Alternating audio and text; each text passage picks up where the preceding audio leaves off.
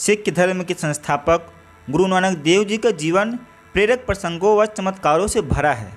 अपने प्रिय शिष्यों बाला और मर्दाना के साथ भ्रमण करते हुए उन्होंने जग का कल्याण किया और हमें कई अनमोल उपदेश दिए। आइए आज हम गुरु नानक देव जी के जीवन से जुड़े 10 बेहद प्रेरक प्रसंगों को जानते हैं।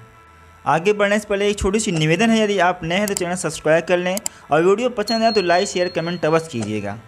एक समय आदरणीय गुरु नानक देव जी यात्रा करते हुए नास्तिक विचारधारा रखने वाले लोगों के गांव पहुँचे। वहां बसे लोगों ने गुरु नानक देव जी और उनके शिष्यों को आदर सत्कार नहीं किया, उन्हें कटुक वचन बोले और तिरस्कार किया। इतना सब कुछ होने के बाद भी जाते समय ठिठोली लेते हुए उन्होंने नानक जी से आशीर्वाद देने को कहा, जिस पर नानक देव ने मुस्कुराते हुए कहा, आबाद रहो। भ्रमण करते हुए कुछ समय बाद वह एक दूसरे गांव में पहुँचे। वहाँ के लोग नेक, दयालु और प्रभु में आस्था रखने वाले थे। उन्होंने बड़े भाव से सभी का स्वागत सत्कार किया और जाते समय नानक देव से आशीर्वाद देने को प्रार्थना की। तब नानक देव ने कहा, उजड़ जाओ। इतना बोलकर वह वहाँ से आगे बढ़े। तब उनके शिष्यों ने उनसे एक सवाल पूछा, हे देव, आप तिरस्कार करने वाले उद्दंड मनुष्यों को आबाद रहने का आशीर्वाद दिया और सदाचारी शालीन लोगों को उजड़ जाने का कठोर आशीर्वाद क्यों दिए? तब नानक जी ने मुस्कुराते हुए कहा, सज्जन लोग उजड़ने पर जहाँ भी जाएंगे वह अपनी सज्जनता से उत्तम वातावरण का निर्माण करेंगे, परंतु दुष्ट और दुर्जन व्यक्ति जहाँ विचरण करेगा वहाँ अपने आचार विचार से वातावरण दूषित करेगा। इस प्रयोजन से मैंने उन्हें वहीं आबाद रहने का आशीर्वाद दिया। अपने गुरु की ऐसी तर्कपूर्ण बात से वह शिष्य संतुष्ट हुए और सब आगे बढ़ गए। प्रसंग नंबर 2, कामरूप देश की जादूगर रानी। एक बार गुरु नानक देव अपने दोनों चेलों के साथ कामरूप देश गए। वहाँ के लोग अपने काले जादू के लिए प्रसिद्ध थे। नगर के द्वार पर पहुँचते ही नानक देव एक पेड़ की छाँव में ध्यान मुद्रा में बैठ गए। उनका चेला मर्दाना गांव के भीतर भोजन और जल का प्रबंध करने गया। दूसरा चेला बाला वहीं गुरु जी के पास बैठा रहा। एक जलाशय पर मर्दाना अपनी पानी की सुराही भरने लगा तो वहां उस नगर की रानी की 2 बहनें आ गई। उसने मर्दाना से वहां आने का कारण पूछा। मर्दाना के उत्तर देते ही दोनों हंस पड़ी। वह बोली कि तुम तो भेड़ बकरी जैसा बोलते हो, चलो तुम्हें भेड़ बकरी जैसा बना देते हैं। इतना बोलकर उनमें से एक लड़की ने मर्दाना को भेड़ बना दिया और वह भैं भैं करने लगे। अधिक समय हुआ तो नानक देव और बाला को चिंता हुई। वह दोनों ठीक उसी स्थान पर जा पहुँचे। इस बार उन दोनों लड़कियों में बारी बारी मंत्र बोलकर वह टोटका गुरु नानक पर आजमाया, लेकिन उनमें से खुद एक लड़की बकरी बन गई और दूसरी लड़की का हाथ हवा में जमकर शिथिल हो गया। वहाँ मौजूद लोगों ने नगर की रानी को यह सूचना दी। वह फौरन मौके पर आ पहुँची। उसने भी पहले तो गुरु नानक पर अपना काला जादू आजमाया। कुछ ही देर में असफलता मिलने पर वह जान गई कि उसका पाला किसी दैवी शक्ति वाले संत से पड़ा है। माफ़ी मांग लेने पर दयालु नानक देव ने उन सबको माफ़ कर दिया तथा मर्दाना को असली रूप में ला दिया। इस प्रसंग के बाद कामरूप के लोगों ने नानक देव से ज्ञान देने को कहा। तब नानक देव बोले, हमारे अंदर ईश्वर का वास होता है। आप सबको लोगों को परेशान करना छोड़कर उनकी मदद करनी चाहिए। ध्यान करो, कर्तव्य पालन करो, लोगों से प्रेम करो। प्रसंग नंबर 3, एक समय गुरु नानक देव और उनका चेला मर्दाना अमीनाबाद गए। वहाँ पर एक गरीब किसान लालू ने उन्हें भोजन के लिए आमंत्रित किया। उसने यथाशक्ति रोटी और साग इन दोनों को भोजन के लिए दिए।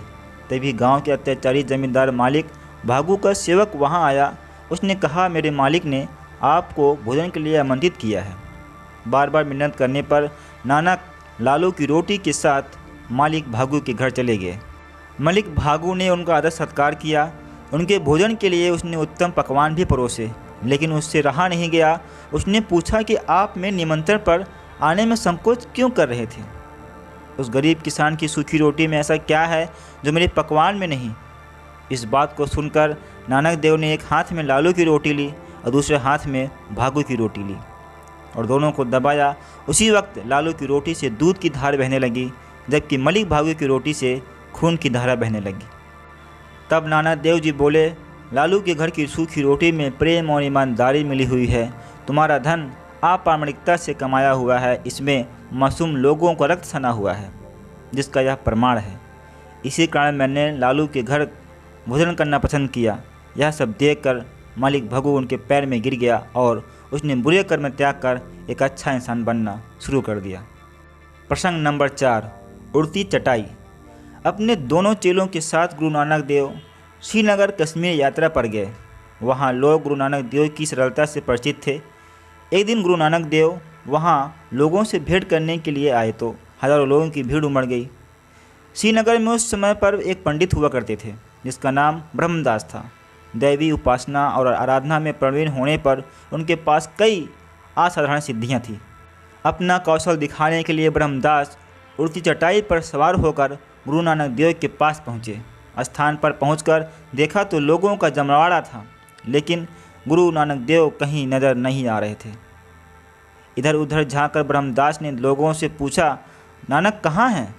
तो लोगों ने कहा, आपके सामने ही तो बैठे हैं।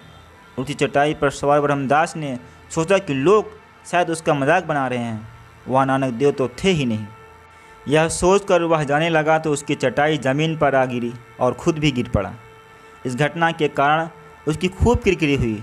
उसे अपनी चटाई कंधे पर लाद कर ले जानी पड़ी। घर पर जाकर उसने अपने नौकर से पूछा कि मुझे नानक देव जी क्यों नहीं दिखे। तब उनका शालीन नौकर बोला, शायद आपकी आंखों पर अहम की पट्टी बंधी हुई थी। अगले दिन पंडित ब्रह्मदास विनम्रता के साथ चलकर वहाँ गया। उसने देखा तेजमुखी गुरु नानक देव वहीं विराजमान थे। वह लोगों के साथ सत्संग कर रहे थे। तभी ब्रह्मदास से रहा नहीं गया। उसने नानक से सवाल किया, कल मैं चटाई पर उड़कर आया था, लेकिन तब आप मुझे क्यों नहीं दिख रहे थे? तब नानक देव जी बोले, इतने अंधकार में भला मैं तुमको कैसे दिखता? यह सुनकर ब्रह्मदास ने बोला, अरे अरे, मैं तो दिन में उजाले में आया था। ऊपर आसमान में तो चमकता सूरज मौजूद था, तो अंधकार कैसे? तो नानक देव जी बोले, अहंकार से बड़ा अंधकार कोई नहीं है। अपने ज्ञान और आकाश में उड़ने की सिद्धि के कारण तुम खुद को अन्य लोगों से ऊंचा समझने लगे। अपने चारों ओर देखो, कीट पतंगे जंतु पक्षी भी उड़ रहे हैं। क्या तुम इनके समान बनना चाहते हो? ब्रह्मदास को अपनी भूल समझ आ गई। उसने गुरु नानक से मन की शांति और उन्नत का ज्ञान लिया और भविष्य में कभी अपनी सिद्धियों पर अभिमान नहीं किया। प्रसंग नंबर 5, एक बार नानक देव अपने शिष्यों के साथ हरिद्वार गए। वहाँ पर उन्होंने देखा कि एक पंडित अपने यजमान को सूर्य की और जल अर्पण करने का निर्देश दे रहा था। यह देखकर वह तुरंत पानी में उतरे। उन्होंने सूर्य से उलट दिशा में पानी अर्पण करना शुरू किया।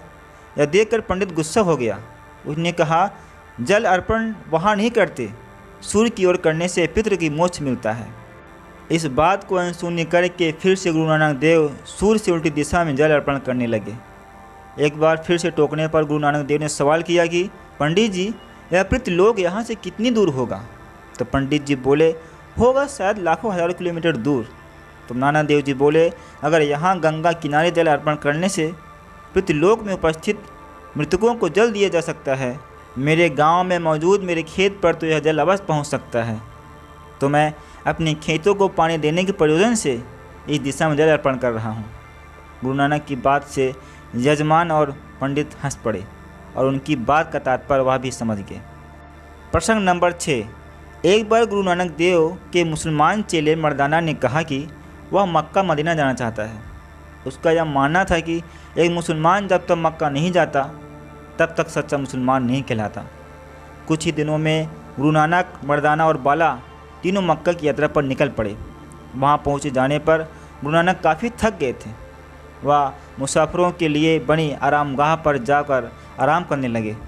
गुरु नानक को देखकर उस जगह पर एक काम करने वाला एक खादिम आग बबूला हो गया। उसने नानक देव को गुस्से में कहा, आपको इतनी में समझ नहीं कि खुदा की ओर पाँव करके तुम सो रहे हो? तब नानक देव जी बोले, मुझे विश्राम करने दो भाई, मैं बहुत थका हुआ हूँ, या फिर तुम खुद ही मेरे पाँव उस दिशा में कर दो जिस दिशा में खुदा न हो। तब खादिम को एहसास हुआ कि खुदा तो हर तरफ है और उसने नानक देव से माफ़ी मांग ली। तब नानक देव ने उसे माफ़ करते हुए कहा, खुदा दिशाओं में वास नहीं करते, वह तो दिलों में राज करते हैं। अच्छे कर्म करो, खुदा को दिल में रखो, यही खुदा का सच्चा सदगा है। प्रसंग नंबर 7, एक समय गुरु नानक अपनी गाय को चराने के लिए जंगल की ओर लेकर गए। पास में एक सूखा पेड़ का तना देखकर उसके नीचे बिछौना लगाकर विश्राम करने लगे। दिन का समय था, इसलिए धूप बहुत तेज थी। पेड़ की सूखी शाखाओं के बीच से कड़ी धूप गुरु नानक के चेहरे पर पड़ रही थी। तभी अचानक वहाँ एक बड़े फन वाला काला नाग आ पहुँचा और गुरु नानक के पास कुंडली मारकर बैठ गया। थोड़ी देर में वहाँ से राय भुल्लर नाम का एक व्यक्ति अपने घोड़े पर निकला। उसने देखा कि एक व्यक्ति सो रहा है और जहरीला नाग उसे दंश देने की फिराक में है। यह सब देखकर वह बड़ी तेज़ी से गुरु नानक की ओर बढ़े, लेकिन जब वह करीब आए तो नज़ारा देखकर स्तब्ध हो गए। वह काला नाग गुरु नानक को दंश देने नहीं आया था, वह अपना फन फैलाकर नानक के चेहरे पर पड़ने वाली क्षीण धूप को रोक रहा था। इस दिव्य प्रसंग से प्रभावित हुए राय भुल्लर आने वाले समय में गुरु नानक के शिष्यों में शामिल हो गए। प्रसंग नंबर 8। कल्याण राय ने एक बार अपने पुत्र नानक का यज्ञोपवीत कराने हेतु कुटुंब और परिचितों को आमंत्रित किया। बालक नानक आसन पर बैठे, मंत्रोच्चारण शुरू हुआ। तब नानक ने पुरोहित से इस विधि का प्रयोजन पूछा। तब पुरोहित ने कहा, तुम्हारा यज्ञोपवीत संस्कार हो रहा है। हिंदू धर्म के अनुसार पवित्र सूत को धारण करना कल्याणकारी होता है, इससे तुम्हें धर्म में दीक्षित कराया जा रहा है। कौतूहलवश नानक बोले, यह तो सूत का धागा है, गंदा हो सकता है ना, और टूट भी सकता है। इस प्रश्न के जवाब में पुरोहित ने समझाया कि मैला होने पर इसे साफ कर सकते हैं और खंडित हो जाने पर इसे बदला भी जा सकता है। तब नानक देव जी बोले, देहांत के बाद यह शरीर के साथ जल भी जाता होगा ना।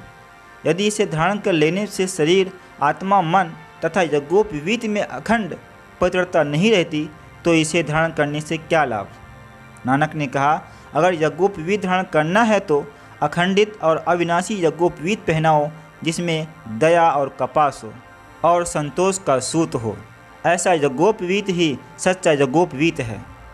प्रसंग नंबर 9। एक समय की बात है, गुरु नानक देव जी के पिता ने उन्हें 20 रुपये दिए और मुनाफे का सौदा कर लाने को कहा।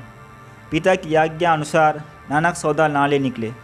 रास्ते में चलते चलते उनकी भेंट एक साधुओं के समूह से हुई। वह सब बहुत भूखे थे, उन्हें विश्राम की आवश्यकता थी। तब गुरु नानक ने सौदा लाने की रकम उन भूखे साधुओं को पेट भरने में खर्च कर दी और उसके बाद गुरु नानक ने यथासंभव उनकी सेवा भी की। युवा नानक के इस दयालु आचरण से साधुगण अत्यंत प्रसन्न हुए और उन्होंने गुरु नानक को आशीर्वाद दिया। घर लौटने पर पिता ने सौदे के बारे में पूछा। तब गुरु नानक बोले, मैं सच्चा सौदा करके आया हूँ, ज़रूरतमंदों की मदद करना ही सच्चा सौदा है। गुरु नानक की इस मानवतावादी विचारधारा से उनके पिता बहुत खुश हुए और उन्होंने अपने पुत्र नानक को गले लगा लिया। प्रसंग नंबर 10। एक बार नानक देव जी अपने शिष्यों के साथ जगत का उद्धार करते हुए एक गांव पहुँचे।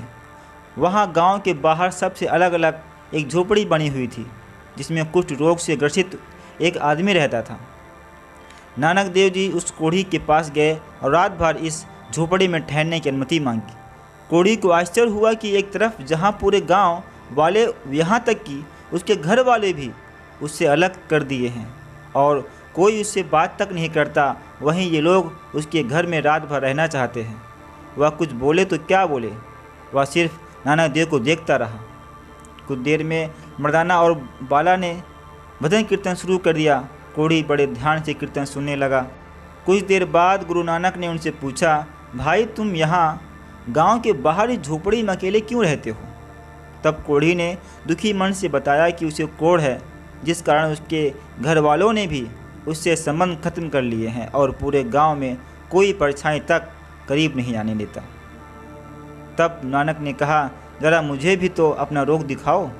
फिर जैसे ही वह कोढ़ी नानक जी को अपना रोग दिखाने को उठा, एक महान चमत्कार हुआ। उसके हाथ पांव की उंगलियां सीधी हो गई, सभी अंग ठीक प्रकार से काम करने लगे।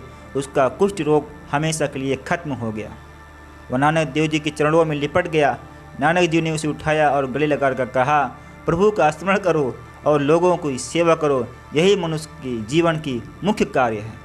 दोस्तों, आपको ये प्रसंग कैसे लगे प्लीज़ कमेंट बॉक्स में अवश्य बताइएगा। यदि आप नए हैं तो चैनल सब्सक्राइब कर लें ताकि आने वाली हर वीडियो आप तक सबसे पहले पहुँचे। सत श्री अकाल।